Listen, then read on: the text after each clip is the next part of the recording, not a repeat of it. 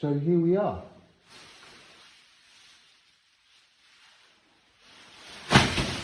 Right. The bag's reacting in the atmosphere. The reason we're here is because I've yet to hear a logical answer, a logical solution for thrust in a vacuum. I've emailed NASA, I've left messages on the Facebook page, the messenger on NASA. How does thrust in a vacuum work, please? No answer. I've been talking to aerospace guys that reckon that they build rockets, right? Telling me that it's Newton's third law. Every action has an equal and opposite reaction. That is why rockets work in a vacuum. No, that is not why rockets work in a vacuum. There needs to be an explanation. Like the pyramids, how did they get the rocks out? You can't just say these things, right, and not, seriously, God, it's not knowledge. Something going on. It's not good.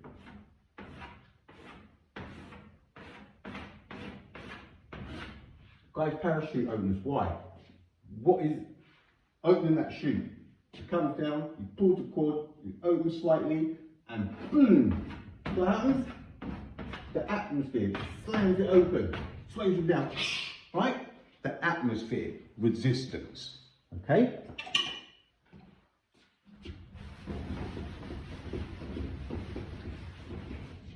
Helicopter.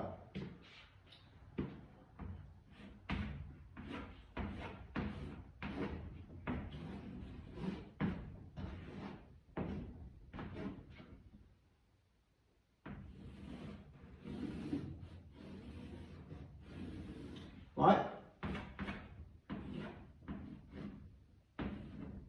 Real happy.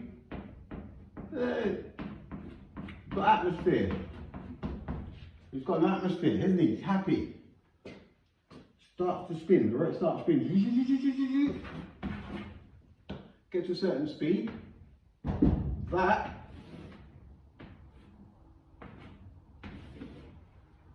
goes up. Right?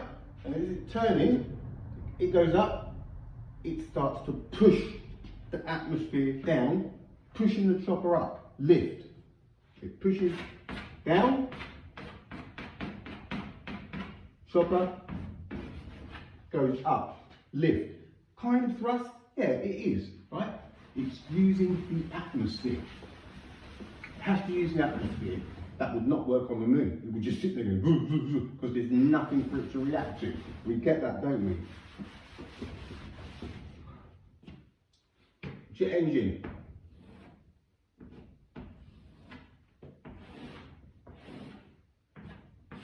Alright. We're going to need a wing.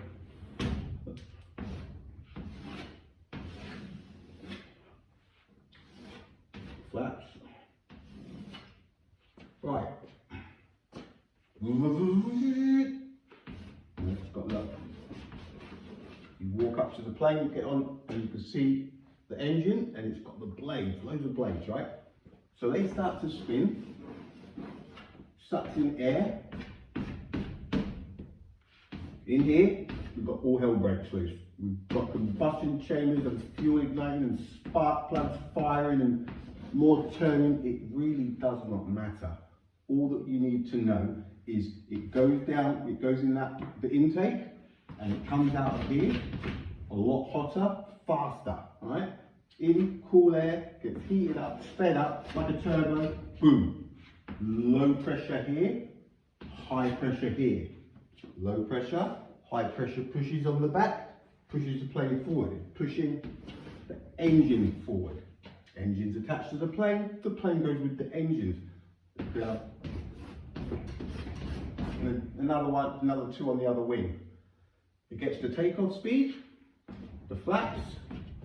So look at the wing front, they've got little flaps, and you see if you sat on the window seat,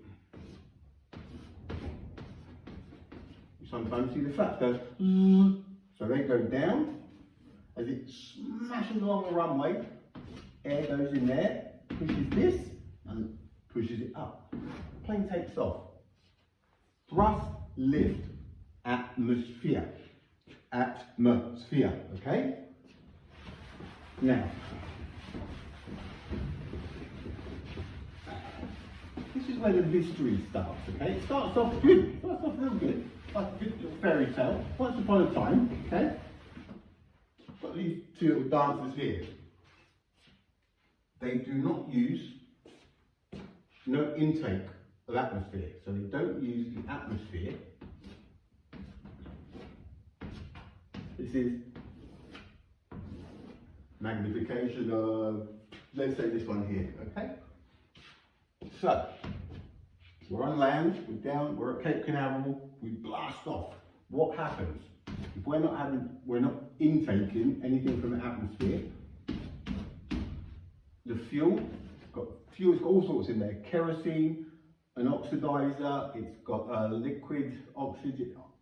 You know what? I don't even know everything that's in there, but what I do know is it all ignites, it gets mixed up at the right time, the right pressure, at the right place, at the right spot, all of that stuff.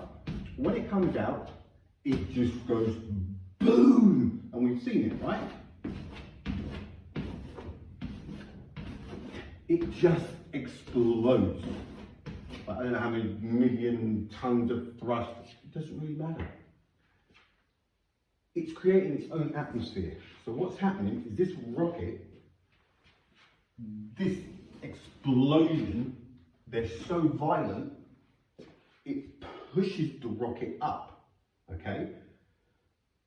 As it's coming up, it starts to create an atmosphere underneath it. So it does kind of start to self-propel, okay? It didn't use the atmosphere to start with, but once it's starting to move up, the atmosphere it creates is reacting against the atmosphere at atmosphere. There's the amount of pressure in this thing, right? So it pushes it up. Boom. The higher it goes, the lighter it gets because it's dumping fuel, it's burning fuel like Snoop Dogg goes through a joint, right?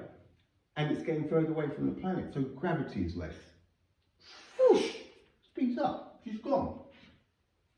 Everyone's happy. Having a can of Coke and some peanuts. And then Buzz, Neil, and Michael, they're in the vacuum, aren't they? Okay? Let's cut to the chase. Let's just say they got there by accident. Here's the moon. They're coming down. And that thing, I don't know, we know what. So, talk to me, NASA. Somebody explain to me how this works, okay? This is a vacuum. There's no resistance. You throw a cat, try to cling onto the atmosphere. Cat, no, boom. There's nothing for anything to react to anything, okay? It's a vacuum. Thrust. Okay. Well, thrust is, so they say, from 100, I don't even want to go to 112 kilometers or 5,800 kilometers an hour because thrust, slow that down in a vacuum. It's got nothing to react. It's just going to push path of least resistance. If I jump out of an aeroplane and somebody throws a car on top of me and I'm falling and I get the car, what am I going to do? There's nothing. Get it? There's nothing. So what is reacting? Where is it reacting? To the bottom of this eagle that's coming down. How is any amount of thrust going to react to the bottom of the eagle if there is no thrust, no atmosphere, no resistance for the thrust to react against to push it up? As soon as any thrust comes out of the eagle into the vacuum, it's gone. It's it's dead.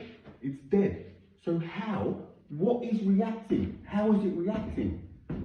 It can't be doing this atmosphere thing because it could make 20 atmospheres if it wants. It's in a vacuum. It's not going to have time to build up enough to create resistance to slow this thing down. Is it? It doesn't matter where the thrust is, there is always going to come a crunch time on this equation. Every single time. And that time is, how is any amount of thrust that's put on the bottom of the eagle going to be able to slow it down if it's never got anything to react to underneath? It's just going to go lost. How are they making it react? How? There's nothing for it to react to. Somebody give me a logical explanation.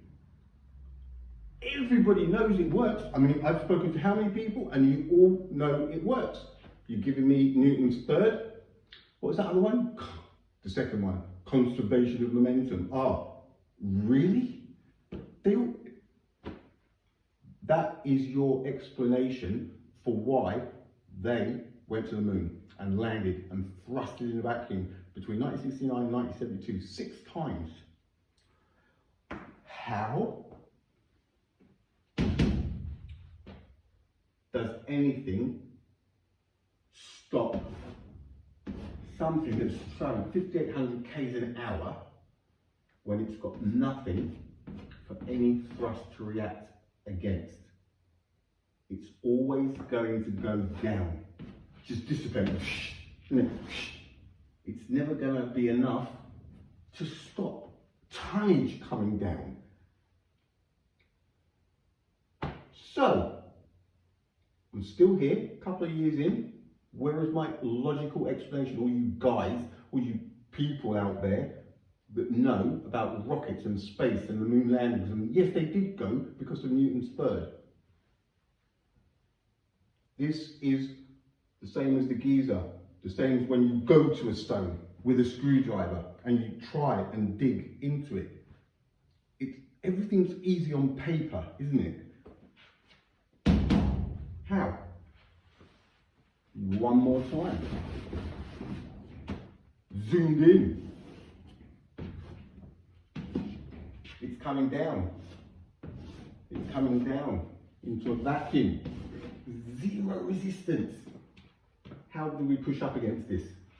Tell me, somebody tell me. How do we push up? How? What kind of magical thrust is going to come out of where and push up on this when it's dead below and it's just going to go.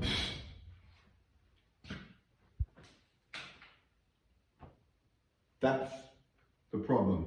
So what's the answer? Thrust in a vacuum.